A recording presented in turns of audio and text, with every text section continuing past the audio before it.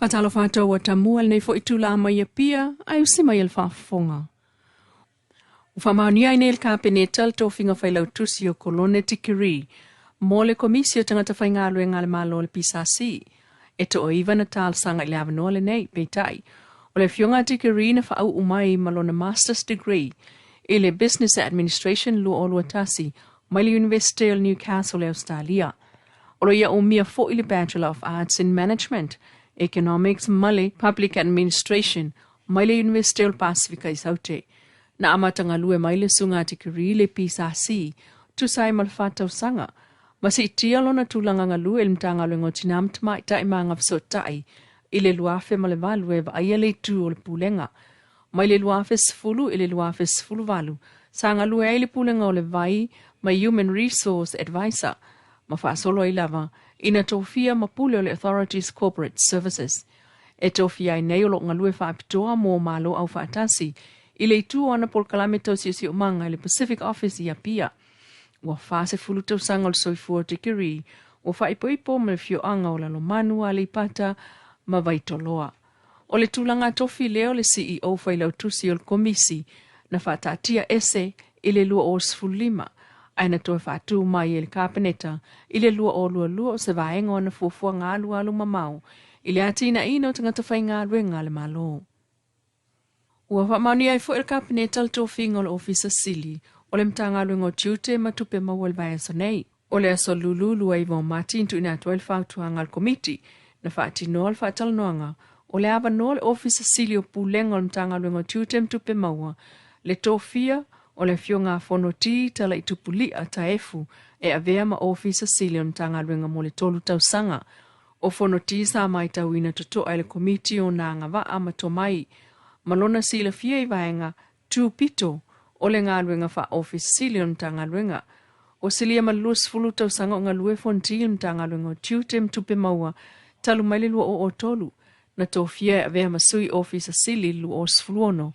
E o mai nei o lo ia umi alfa ilonga o le matua o whaiwai tūlanga tau tupe maua mai Japani, ma le whailonga tikeli imta uputa wa la manuia mai le University o Samoa. Ua whaatasi tau sanga o lona soifua ma ua whaipoipo e ono la alo, mai o lo ia umia sua whamatai fonoti mai whonga savai, ua sui tūlanga fonoti, ile fionga matafeo avalisa viali fautuali i. Ua toe tu atu lesa sfulu valu al masina fau apelila le mata upu, ale whaipule filfili au vai maunga tolu lau timu ia wele seva ai, ma le sui na la tau vai le palo tala ititi alo lai tu malo, le sunga sa mau le atinga ngai ono timani. Olo te ena uma e lau timu ia tu ua inga, o le whaato sina le matai o la tu malo na le manuia, ma ia talo sangai il whaamsinonga, e whaalea o ngā le tangia sa mau, ma whaamawina lo na whai o whaato sina, ma one ia ngā waa i seisi whai ngā palo tala ititi, ma ia wha mawina fo il whaato sina al whai pule ia lea lai pule.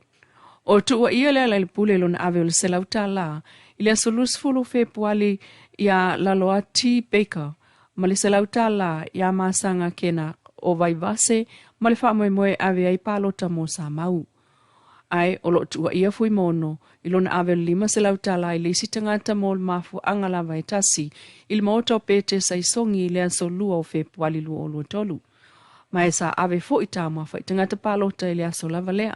Le tali te te el whai pule filfili au vai maunga tolu le fionga lau timu ia wele se va ai, na wha aulu ili aso lua sultasi o le masinal nei, wha asanga ele tangia sa mau.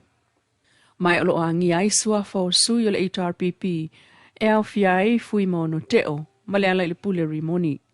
O le vai aso fo tanga i ailfa amsinonga le tal sanga mo le tuua, ele mo le mau i ale ala li pule o le tunu, ai fai mai lunga o sota inga tele vavela na moli mau. A to ai, ma le talo sanga e aua ne io o ile pale mene, se fai unga o le vaenga e au fia ile ala ili pule, ile mta upulea. O lo te ena ele lo ia lau timu ia, na talo sanga ma ia ta waitu ilfa amsinonga, ile vaenga tasi lua lua o tula fono, o lo fa asino ile suita o vama so stangata, ua au fia atu ai ma le ala ili pule, ma e ta tau ilfa amsinonga, o na longo le pale mene, ele taun unga o le amta upu. O le sunga langa aia fetu iu pati, le li lo i o lo tula i mo lau timu ia, o le fionga fui maono sefo ainu u, mo le si tu. I lumo le fionga le whaamsino, Justice Clark o le whaamsinonga mawalunga. E iwa masina o whaasalai nei sa tamata la vau sa te toa le patra i le vai aso nei i le whasioti tangata pa i valea. O se tasi leo whai unga muli o mta uputau wha mai e ale fionga le whaamsino Justice Tuala Warren au le tu ualona no fo al whaamsinonga mawalunga Samoa. Peitai, wa batu le tamata la vau ia to atasi wili le whaasalanga whaafale pui iwa masina ava ese ele taimina no fotao fiai le whale pui pe a ma le lua masina. Peitai, i tala angal mta upule nei na fina wina le fionga fui maono Sarona Bonifacio. I wha maunga le solinga tu la fono le fasio tangata pa i valea o to atasi sa moe a nala e le pisa o le lato a inga mai ai lo ai londa tau songa teine o lo tangi.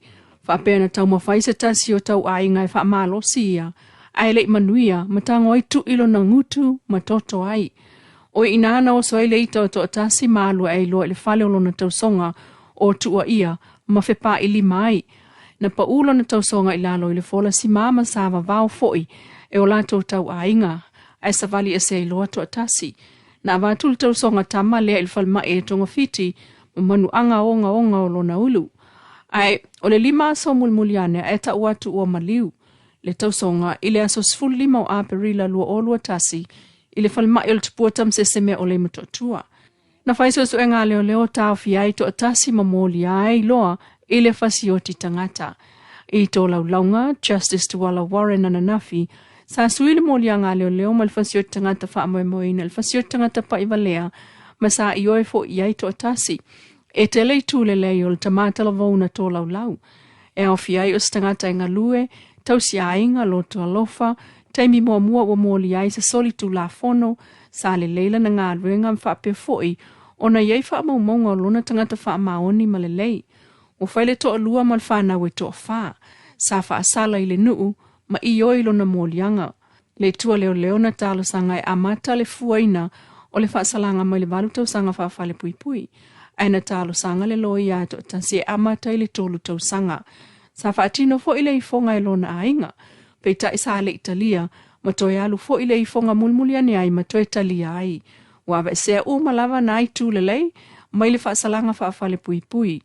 Wha mawina le whaamsinonga, ma le pule o maliu, nā fua o na maliu le tau ainga, ona o afianga mai le whasinga, o maea o na sisila toa fo il whaamsinonga, o manatu ai utala whiangai o na amatala na fua, mai le 5 tau sanga. To ese ai le i fonga, masina mo le salamo, le ono masina i taimi mua, ono masina i whaamaunga le whaamsinonga, se fulu masina i whaasalanga le nuu, awe se ai mataimi na tau fiai, mataunu uai i le iwa masina. I le moli maualon tina le whaamsinonga na nafi na o tātou silngia na ia saunoa o le whaaftai le tua i le taunu unga uai ai e pau o lea e tā ua le langona o le salamo mai le mea na tupu e lana tama. Ia ore di inga whafo i le li, whamoi mea umela le kone di iwai umanumi ai ia, o mea ka ua lava o le langona o le salamo, mea o le tupu ma, le tupu langa ngai kasi te nanga pēnga ni tea. Lau Samoa Entertainment TV, mas wha o poponga i le aso ataya o le alofa o le tua, ai whasai koe.